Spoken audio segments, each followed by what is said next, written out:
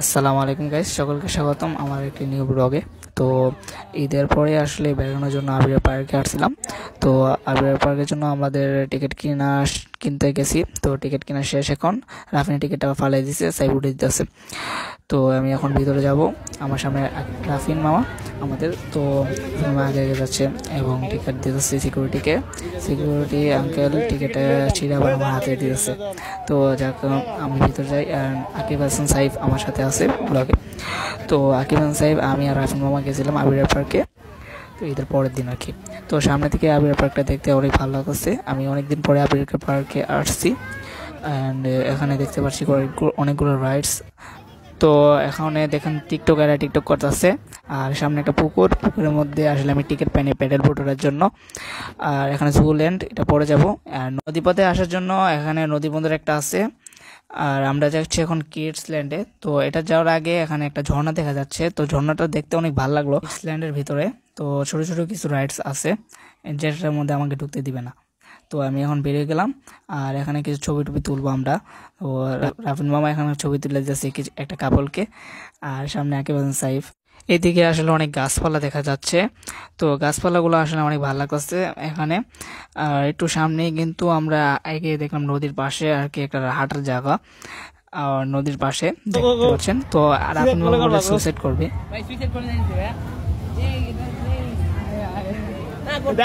চলে যাচ্ছে দেখুন ঢাকার চট্টগ্রাম এক্সপ্রেস দেখা যাচ্ছে, ট্রেনের স্টেশন। তো এখন দেখুন বয়ফ্রেন্ড গার্লফ্রেন্ড ছবি তুলছে জিনিস। ক্যান্টিনের দিকে যাচ্ছি, তো ক্যান্টিনের খাবারের দাম যে মাথা নষ্ট হয়ে গেছে। তো আমরা আইসক্রিম কিনতেছি। এখন আমরা জুল্যান্ডের ভিতরে যাব, তো সেজন্য টিকিট কাটতে হবে। তো টিকিট একটা 50 টাকা করে, তো টিকিট কেটে নিলাম। টিকিট দিয়ে দিবে আঙ্কেল এখন।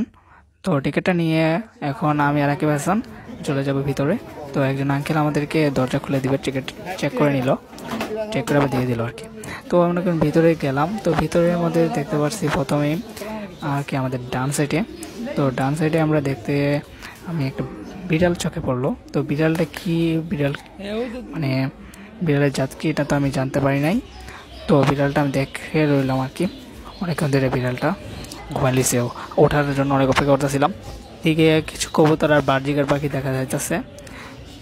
ওকে, তো কবুতর বার্জিকার পাখিগুলো দেখতে অনেক কিউট লাগতেছে। আর এখানে উট পাখি, তো উট পাখি আমি ফার্স্ট টাইম মনে হয় দেখছি, আর ঢাকা চিড়িয়াখানায় মনে দেখছিলাম ফার্স্ট টাইম, ব্রহ্মবাড়িতে দেখছি। আর উট পাখিগুলো দেখে আসলে আমি ভয় পেলাম, কারণ এত আমার থেকে লম্বা মনে হয় উট পাখিগুলো। তো বার্জিকার পাখি দেখুন অনেকগুলো আছে, অনেক জোড়া আছে আর কি। তো এখানে ময়ূর দেখা যাচ্ছে, এগুলা আসলে ময়ূরের পাখ কেন দাঁড়ালো না সেটা বুঝতে পারলাম না। তো সামনে দেখা যাচ্ছে এখন ঘোড়া, ঘোড়া দেখে আসলে কিছু বলার নাই। আর এখানে খরগোশ, ছোট ছোট খরগোশ কিউট। আর এখানে দেখা যাচ্ছে হরিণগুলা বসে রয়েছে আর কি এক কোনার মধ্যে। আগেতে থাকলাম একটু, তো আরও খরগোশের বাচ্চা। আর এখানে এসে বানরগুলো আর কি, বানরগুলো আসলে অনেক দুষ্টাইম করতেছিল। আমি অনেকক্ষণ জুম করে দেখতেছি বানরগুলোকে, আমি আসলে সামনে যাওয়ার সাহস পেতেছিলাম না।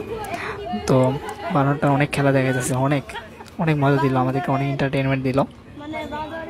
তো বানরগুলা আসলে বলার কিছু নেই, বানরগুলার সামনে আপনি নাচতে পারলে। তো এখানে শিম্পাঞ্জিও দেখা যাচ্ছে সামনে। আমরা এখন অ্যাকোয়ারিয়ামের ভিতরে ঢুকবো, আকিব হাসান দেখুন।